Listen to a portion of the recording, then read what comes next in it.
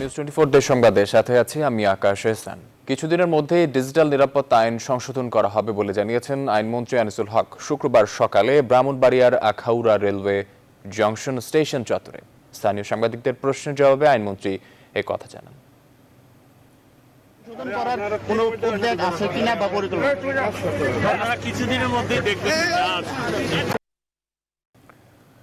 ফরিদপুরের ভাঙ্গা থেকে কুয়াকাটা পর্যন্ত 236.74 কিলোমিটার 6 লেন মহাসড়ক নির্মাণ কাজ আটকে আছে প্রশাসনিক জটিলতায়। এখন পর্যন্ত জমি অধিগ্রহণ করতে পারেনি সরকার। তবে নগরীর পাশ দিয়ে বাইপাস সড়কের দাবি জানিয়েছেন স্থানীয়রা। আর এ বিষয়ে যুগোপযোগী সিদ্ধান্ত নেয়ার কথা বলছেন সড়ক বিভাগের কর্মকর্তারা। রাহাত খানের তথ্য ও চিত্রে ডেস্ক রিপোর্ট। ফরিদপুরের ভাঙ্গা থেকে কুয়াকাটা পর্যন্ত 236.74 কিলোমিটার 6 লেন মহাসড়ক নির্মাণের উদ্যোগ নিয়েছে সরকার। বর্তমান মহাসড়কের দুই পাশে প্রশস্ত করে 6 লেন মহাসড়ক নির্মাণের জন্য 4 জেলায় মোট 302.7 একর জমি অধিগ্রহণ করবে সড়ক বিভাগ। তবে 2018 সালে জমি অধিগ্রহণের প্রকল্প অনুমোদন হলেও নানা প্রশাসনিক জটিলতায় এখন পর্যন্ত জমি অধিগ্রহণ করতে পারেনি সরকার। তবে নগরীর পাশ দিয়ে বাইপাস সড়কের দাবি জানিয়েছেন স্থানীয়রা। এরই মধ্যে নানা কর্মসূচিও পালন করেছে তারা। সিএনবি রাস্তা দিয়ে এই 4 লেন চাই না, আমরা বাইপাস দিয়ে 4 লেন চাই। বড় রাস্তা প্রয়োজন, তবে সেটা বাইপাস দিয়ে হওয়া উচিত। সেখানে সেটা বাইপাস মহাসড়ক হিসেবে কার্যকরী হোক, এটাই আমরা চাই। এই সমস্ত বিল্ডিং যদি ভেঙে ফেলা হয় তাহলে সরকার যেরকম ক্ষতিগ্রস্ত হবে তা আমরাও ক্ষতিগ্রস্ত হব। তবে জনগণের ক্ষতি না করে 6 লেন মহাসড়ক নির্মাণের পক্ষেই কথা বললেন স্থানীয় সংসদ সদস্য। যত কম সংখ্যক লোকে ক্ষতিগ্রস্ত করতে সেই চেষ্টাটা অবশ্যই রেলওয়ে মন্ত্রণালয় করবে এবং আমি এই এলাকার সংসদ সদস্য হিসাবে, মন্ত্রী হিসাবে আমিও চেষ্টা করব। এ বিষয়ে আশ্বাস দিয়েছেন সংশ্লিষ্টরা। এখানে যদি হিউজ এই ধরনের রিসেটেলমেন্ট দরকার হয় সেক্ষেত্রে আমরা বাইপাস দিয়ে যাব। ইতিমধ্যে আমাদের বাইপাসে একটা প্রস্তাবনা আছে এবং আমরা এলে প্ল্যান অলরেডি চূড়ান্তের পথে। আশা রাখি শীঘ্রই আমরা এটা সাবমিট করব। বর্তমান মহাসড়কের দুই পাশে 6 লেন মহাসড়ক করার জন্য 2018 সালের 31 অক্টোবর এই প্রকল্প অনুমোদন দেয় মন্ত্রণালয়। Desk report, news 24। এদিকে দখল দূষণ অস্তিত্ব হারাতে বসেছে গাজীপুরের শ্রীপুরের লবলং খাল। স্থানীয়দের অভিযোগ, প্রশাসন নীরব থাকায় এ খালের দুপার দখল করে শত শত কলকারখানা গড়ে তুলেছে প্রভাবশালীরা। এ কারণে একসময় এই খাল নদীর মতো বড় থাকলেও শিল্প কারখানার বিষাক্ত বর্জ্যে খালটি এখন মৃতপ্রায়। তবে এই খাল দখলমুক্ত করার আশ্বাস দিয়েছে প্রশাসন। মোহাম্মদ আল আমিনের তথ্য ও চিত্রে ডেস্ক রিপোর্ট। গাজীপুরের শ্রীপুর উপজেলার ওপর দিয়ে বয়ে যাওয়া লবলং খাল দখল দূষণে নদীর মতো বড় একটি খাল কিভাবে অস্তিত্ব হারিয়ে ফেলেছে তা এই খাল দেখলেই বোঝা যায়। স্থানীয়দের অভিযোগ, প্রশাসন নীরব থাকায় খালের দুপারে শত শত কলকারখানা গড়ে তুলেছে প্রভাবশালীরা। আর এসব কলকারখানার প্লাস্টিকের বস্তা, বিভিন্ন যন্ত্রাংশ সহ অন্যান্য বর্জ্য খালে ফেলা হচ্ছে। এ অবস্থায় খাল এখন মৃতপ্রায়। মিলের বালু গিয়ে পড়ছে কালো, অন্যান্য পানি আটকাতে হয়, এই কেট লাগানি জানা বর্তমানে আডুল পানি। খালটা ওসিরি খনন করে দেওয়া হলে এই এলাকার মানুষের, কৃষকদের 600 বিঘা সম্পত্তি আবার তারা চাষাবাদ করতে পারবে। কলকারখানার দূষিত বর্জ্য আর বাঁধ দিয়ে এই খালের পানির গতিপথ বন্ধ করায় ব্যাহত হচ্ছে কৃষিকাজও। দ্রুত লবলং খাল রক্ষার দাবি জানিয়েছেন পরিবেশবিদরা। যত তাড়াতাড়ি সম্ভব এই প্রবাহটা যেন, পানির গতিপথটা যেন খুলে দেওয়া হয়, তাহলে সামনে এবং পিছনে যে হাজার হাজার শত শত কৃষক যেভাবে মানুষ ক্ষতিগ্রস্ত হচ্ছে, এগুলা থেকে মানুষ অন্তত করতে হবে। তবে খাল দখলমুক্ত করতে দ্রুতই পদক্ষেপ নেয়ার আশ্বাস দিয়েছে স্থানীয় প্রশাসন। পরিবেশ অধিদপ্তরের যে টিমটা আছে সেই টিমের সাথে আমরা কথা বলেছি যে পাশের যে স্থাপনাগুলো যেগুলো অনুমোদিত না এবং এগুলো যেগুলো ইটিপি অনুযায়ী হচ্ছে তাদের আছে কিনা সেই দিকগুলো হচ্ছে পরিবেশ অধিদপ্তর দেখছে। শুধু লবলং খাল নয়, সারা দেশে এরকম অনেক খাল নদী নালা দখল দূষণের কবলে পড়ে হারিয়ে যাচ্ছে। আর এসব খাল ও নদী রক্ষায় প্রয়োজনীয় পদক্ষেপ নেবে সংশ্লিষ্টরা, এমন প্রত্যাশা পরিবেশবিদদের। Desk report, news 24। ফেরি সংকটের কারণে দৌলদিয়া ঘাটে পারের অপেক্ষায় 4 শতাধিক পণ্যবাহী ট্রাক। দীর্ঘ সময় ধরে অপেক্ষায় থেকে দুর্ভোগে পড়েছেন চালকেরা। আর্থিক লোকসান হচ্ছে দাবি করছেন সাধারণ ব্যবসায়ীরা। বিআইডব্লিউটিসির দৌলদিয়া ঘাট কর্তৃপক্ষ জানান, হঠাৎ দুটি ফেরি বিকল এবং কাজিরহাট আরিচা নৌরুটে দুটি ফেরি নিয়ে যাওয়ায় দৌলদিয়া পাটুরিয়া নৌরুটে ফেরি সংকট দেখা দিয়েছে। পরিস্থিতি স্বাভাবিক করতে কাজ করছেন তারা। এ বিষয়ে আরো বিস্তারিত জানাতে রাজবাড়ী থেকে যুক্ত হচ্ছেন সহকর্মী শফিকুল ইসলাম শামীম। শামীম, আপনার কাছ থেকে জানতে চাচ্ছি, দীর্ঘ সারির যানজট হয়ে গেছে, পণ্যবাহী ট্রাকগুলো দাঁড়িয়ে আছে, এই মুহূর্তে সর্বশেষ পরিস্থিতি কি দেখছেন আপনি? আমাদের বিস্তারিত জানাবেন।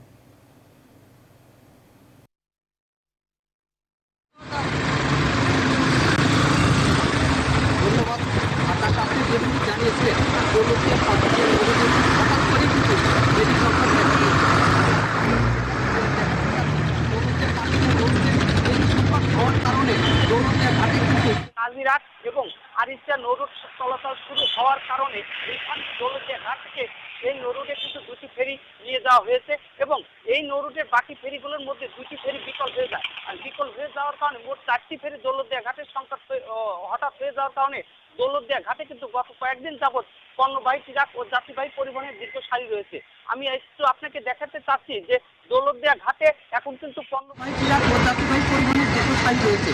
আমি একটু আপনাকে দেখাতে চাচ্ছি যে দৌলতদিয়া ঘাটে এখন কিন্তু পণ্যবাহী ট্রাকের দীর্ঘ সারি কিন্তু রয়েছে, যে সারিতে যে রয়েছে। আমি কিন্তু আপনাকে সেই বিষয়টি কিন্তু দেখাতে চাচ্ছি। এরা কিন্তু সকাল থেকেই কিন্তু ফেরিপাড়ের অপেক্ষায় রয়েছেন। তো বলেন তো দেখি, ড্রাইভারের সাথে একটু কথা বলতে চাচ্ছি। আচ্ছা, আপনারা কখন থেকে দৌলতদিয়া ঘাটে রয়েছেন একটু বলেন। 5-7 ঘন্টা আছে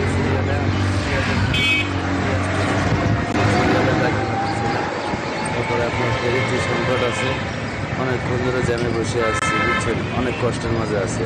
তো আপনি একটু ড্রাইভার কিন্তু আমাদেরকে জানিয়েছেন যে 5-7 ঘন্টা ফেরি চলা জায়গাটায় কিন্তু রয়েছে, যে তারা এই দীর্ঘ সময় কিন্তু ফেরিপাড়ে অপেক্ষায় থেকে দৌলতদিয়া ঘাটে কিন্তু তাদের অপেক্ষা করতে হচ্ছে এবং পচনশীল মাল কিন্তু তাদের রয়েছে, যে মালগুলোও কিন্তু নষ্ট হয়ে যাচ্ছে। এতে কিন্তু আর্থিকভাবে ক্ষতিগ্রস্ত হচ্ছে কিন্তু বিআইডব্লিউটিসি কর্তৃপক্ষ এবং ব্যবসায়ীরা কিন্তু ক্ষতিগ্রস্ত হচ্ছে। তো এই ছিল দৌলতদিয়া ঘাটের সর্বশেষ সংবাদ। আকাশ। ধন্যবাদ। দর্শক, আমাদের সাথে যুক্ত ছিলেন সহকর্মী শামীম। দেশ সংবাদে নিচ্ছে একটি বিরতির সঙ্গে থাকুন। বিরতির পর আবারও স্বাগত দেশ সংবাদে। নোয়াখালীর কোম্পানিগঞ্জে আওয়ামী লীগের দুই গ্রুপের সংঘর্ষে নিহত সাংবাদিক বোরহান উদ্দিন মুজাক্কিরের হত্যাকারীদের গ্রেফতার ও বিচারের দাবিতে মুন্সিগঞ্জে মানববন্ধন হয়েছে। শুক্রবার বেলা 11:30টায় বিক্রমপুর প্রেস ক্লাব ও লৌহজং প্রেস ক্লাবের যৌথ উদ্যোগে হলদিয়া বিক্রমপুর প্রেস ক্লাবের সামনে এই মানববন্ধন অনুষ্ঠিত হয়। এ সময় বক্তারা পেশাগত দায়িত্ব পালনে সাংবাদিক বোরহান উদ্দিন মুজাক্কির হত্যা ঘটনার তীব্র নিন্দা জানিয়ে অবিলম্বে অভিযুক্তদের গ্রেপ্তারের দাবি জানান।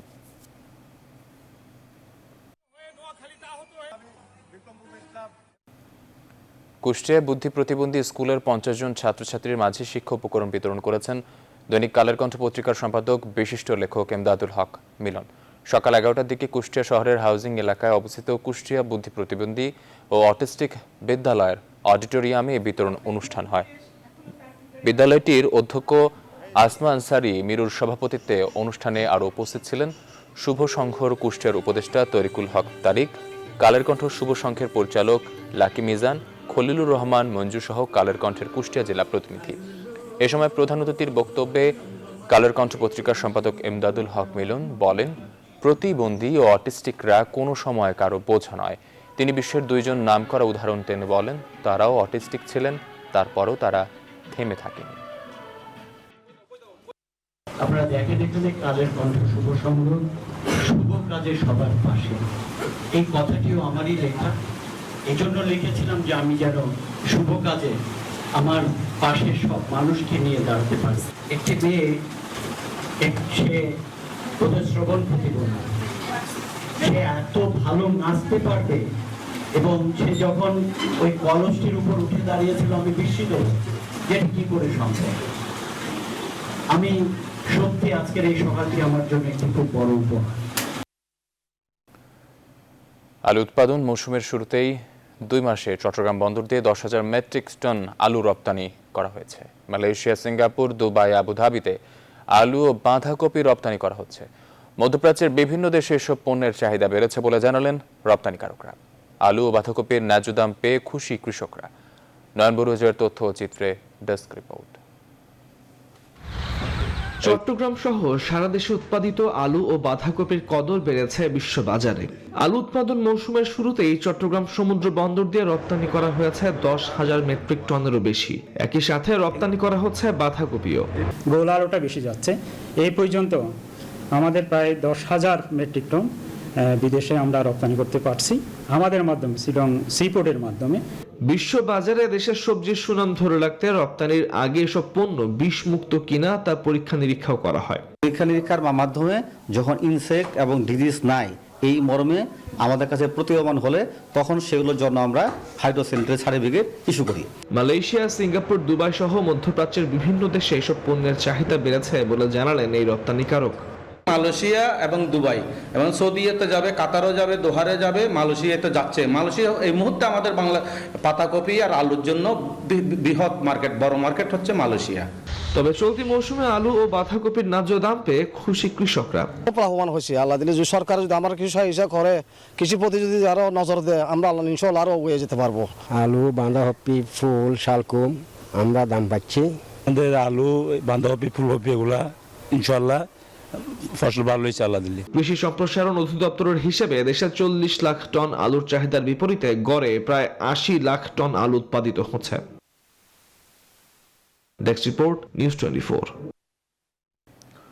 উৎপাদিত পণ্যের প্রচার ও আরও বেশি উদ্যোক্তা সৃষ্টির লক্ষ্যে বগুড়ায় শুরু হয়েছে 3 দিন ব্যাপী উদ্যোক্তা মেলা। শহরের শহীদ টিটু মিলনায়তন চত্বরে 4 মার্চ মেলার উদ্বোধন হয়েছে।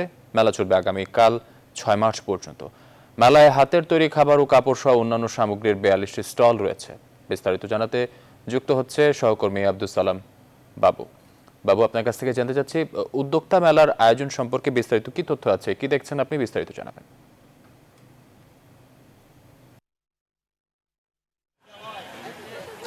আকাশ, আপনি যেমনটি বলছিলেন, বগুড়া শহীদ টিটু মিলনায়তন চত্বরে গতকাল থেকেই এই উদ্যোক্তা মেলা শুরু হয়েছে। 42টি স্টল রয়েছে এই মেলাতে এবং এই 42টি স্টলের মধ্যে 36 জন নতুন উদ্যোক্তা এবং আরও 4 জন রয়েছেন উদ্যোক্তা। তো এর মধ্যে নারী উদ্যোক্তাই বেশি। আমরা কথা বলতে চাই এখানকার একজন নারী উদ্যোক্তার সাথে, যিনি বিভিন্ন ধরনের পণ্য নিয়ে এসেছেন। তো আপনি মেলায় কেমন সাড়া পাচ্ছেন? আলহামদুলিল্লাহ, খুব ভালো রেসপন্স পাচ্ছি। কালকে মেলার প্রথম দিন ছিল, খুব ভালো হয়েছে। আজকে আশা করি আরেকটু ভালো হবে, যেহেতু শুক্রবার সবাই পরিবার নিয়ে একটু ঘুরতে বের হয়। তো শহরের কাছে যেহেতু মেলা, আশা করি আমরা আজকে আরো ভালো রেসপন্স পাবো। আকাশ, আপনি শুনলেন এখানে উনি 3 পিস সহ বিভিন্ন পণ্য নিয়ে আসছেন, এগুলো অধিকাংশ হাতে তৈরি।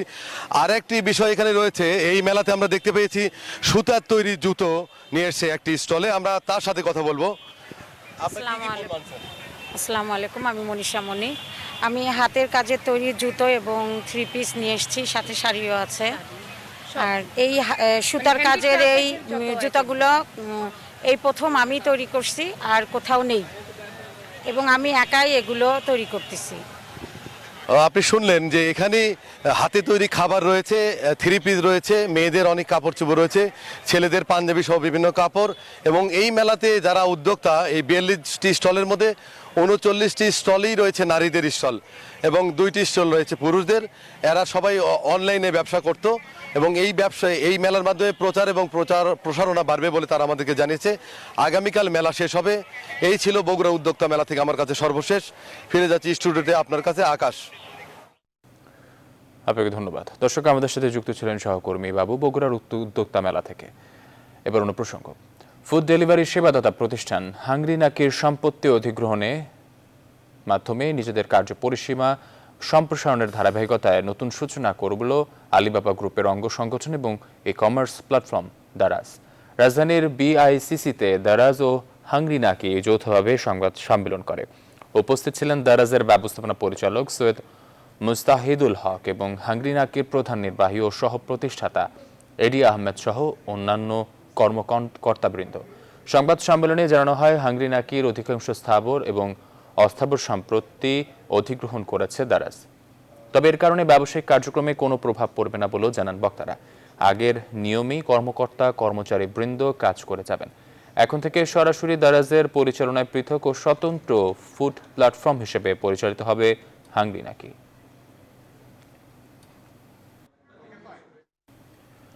ঝিনাইদহে শুরু হয়েছে 3 দিন ব্যাপী লালন স্মরণ উৎসব। বৃহস্পতিবার রাতে লালনের জন্মভূমি হরিণাকুণ্ড উপজেলার হরিশপুর গ্রামে এই উৎসবের উদ্বোধন করেন জেলা প্রশাসক সরোজ কুমার নাথ।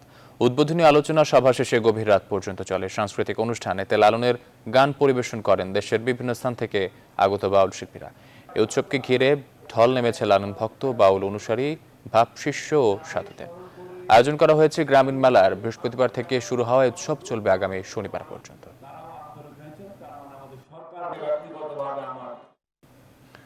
মুজিব শতবর্ষ উদযাপন উপলক্ষে নেত্রকোনায় ম্যারাথন দৌড় প্রতিযোগিতা অনুষ্ঠিত হয়েছে। বাংলাদেশ সেনাবাহিনীর উদ্যোগে জেলা প্রশাসনের আয়োজনে এই ম্যারাথন প্রতিযোগিতা অনুষ্ঠিত হয়। পৌর শহরের মোক্তারপাড়া মুক্ত মঞ্চ থেকে বিজেপি ক্যাম্প হয়ে আবারও মোক্তারপাড়া মাঠ পর্যন্ত 5 কিলোমিটার সড়কে প্রতিযোগিতা হয়। এতে অংশ নেন বিভিন্ন শ্রেণী পেশার কয়েকশো মানুষ।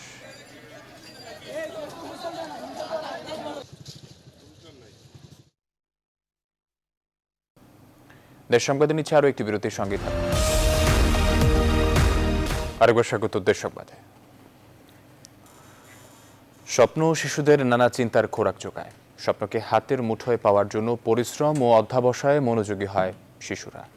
এবার শিশুদের সে স্বপ্ন পূরণে তাদের মানসিক ও শারীরিক বিকাশে উদ্যোগ নিয়েছে গ্লোবাল থিঙ্কার সোসাইটি নামের বেসরকারি একটি প্রতিষ্ঠান। তারা শিশু ও তরুণদের চিন্তাভাবনা নিয়ে আন্তর্জাতিক নেটওয়ার্ক তৈরির পাশাপাশি স্বপ্ন দেখতে ও স্বপ্ন করতে উদ্বুদ্ধ করছেন। শামসুজ্জামান শাহিনের তথ্য চিত্রে ডেস্ক রিপোর্ট। করোনা মহামারীর এই সময়ে শিক্ষা প্রতিষ্ঠান বন্ধ থাকায় শিশুরা ঘরবন্দি। তাদের চিন্তা চেতনায় পরিবর্তন আসতে শুরু করেছে। তবে ইতিবাচক ভাবনার সাথে তাল মেলাতে না পারলে শিশুদের মানসিক বিকাশ ব্যাহত হয়।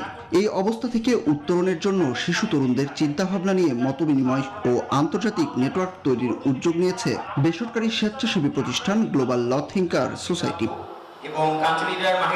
তারা একই সাথে শিশু তরুণদের মানসিক ও শারীরিক বিকাশে কাজ করছে।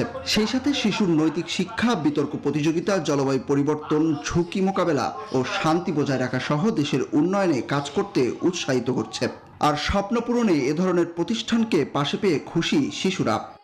আমি স্বপ্ন দেখি আমি কিছু করব এই দেশের জন্য, সবার জন্যই, মানুষের জন্য। সব সময় আমি চিন্তা করি নিজ থেকে। দুর্নীতি রোধে ছোটখাটো কিছু হলেও প্রচেষ্টা আমি চালাবো ইনশাআল্লাহ। করোনা মহামারীর পরবর্তী সময়ে নতুন করে স্বাভাবিক জীবনযাপনে শিশু তরুণদের আত্মবিশ্বাসী ও ইতিবাচক মানসিকতায় গড়ে তোলার জন্য এই উদ্যোগ নেওয়া হয়েছে বলে জানান উদ্যোক্তারা।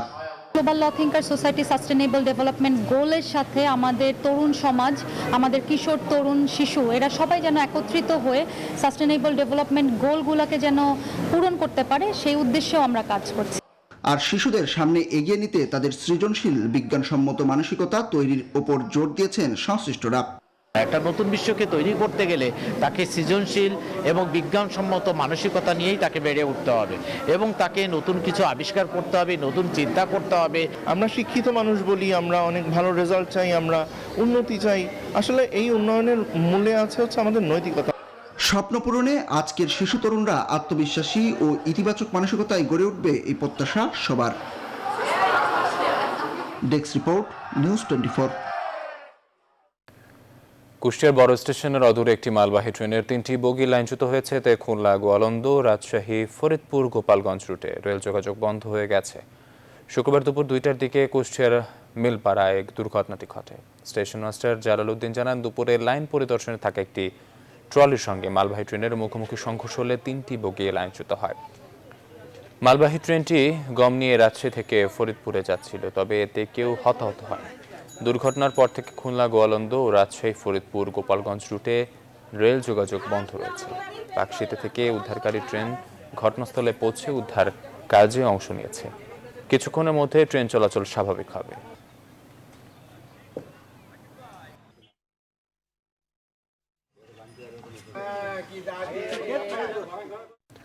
নিচে আরো একটি বিরতির সঙ্গে থাকুন। বিরতির পর আবার স্বাগত দেশ সংবাদে। এবারে কৃষি সংবাদ।